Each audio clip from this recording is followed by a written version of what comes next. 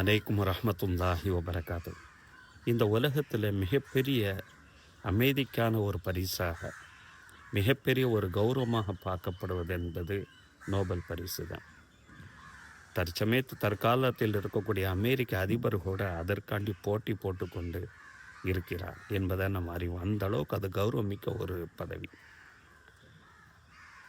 அந்த நோபல் பரிசு உரியவருடைய சம்பவம் என்ன தெரியுமா? அவர் வேதியியல் விஞ்ஞானி, ஸ்வீடன் நாட்டைச் சார்ந்த ஒரு வேதியியல் விஞ்ஞானி. அவருடைய பேர் ஆல்பர்ட் நோபல். வெடிப்பொருட்களை கண்டுபிடிப்பதில் அவருக்கு அலாதி பிரியம். வெடிப்பொருட்களினுடைய தொழிற்சாலை நடத்தி வந்த அதன் மூலமாக தன்னுடைய சகோதரர்கள் குடும்பத்தை இழந்தாலும் கூட அதில் இருக்கக்கூடிய அலாதி பிரியம் என்னானதுன்னு சொன்னால், டைனமட் என்ற ஒரு வெடிப்பொருளை கண்டுபிடிக்கிறார், வேதியியல் பொருளை கண்டுபிடிக்கிறார். அது உலகம் முழுவதும் பிரபலியமாக ஆகி அதன் மூலமாக ஏராளமான பொருளாதாரங்கள் அவருக்கு வந்து குவிகிறது, பேரும் புகழும் குவிகிறது. இவ்வாறு இருக்கக்கூடிய அந்த காலகட்டங்களில் 1888 வருஷம் ஒரு பிரெஞ்சு பத்திரிகை எடுத்து அவர் படிக்கிறார். தவறுதலாக அவருடைய இறப்பு செய்தி, தன் வாழும் காலத்திலேயே அவர் இறப்பு செய்தியை படிக்கிறார். அவரை பற்றி உண்டான இறப்பு செய்தி.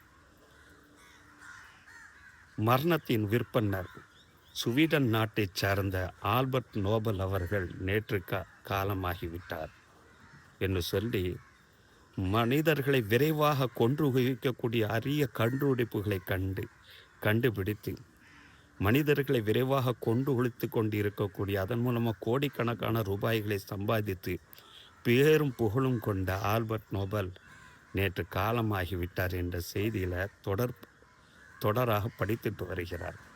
அவருடைய எண்ண ஓட்டம் எப்படி இருக்கும்?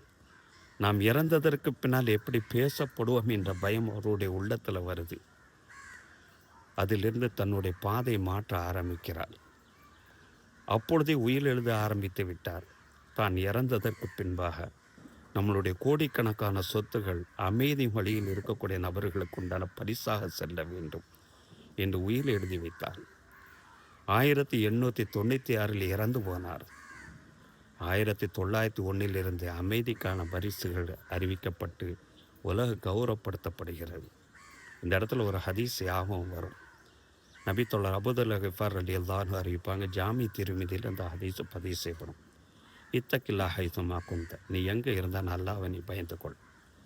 வத்தபை செய்யாத்தில் ஹசனத, ஒரு காரியத்தை நீ செய்கிறாத தவறாக அமைஞ்சிருச்சு, உடனே நீ என்ன செஞ்சிரு, ஒரு நன்மை செய். தம்ஹுகா, அந்த தவறுதலால் ஏற்பட்ட அந்த கெட்ட பெயரை அதை மாற்றிவிடும் என்றார்கள் நபிகள் நாயகம் ஸல்லல்லாஹு அலைஹி வஸல்லம்.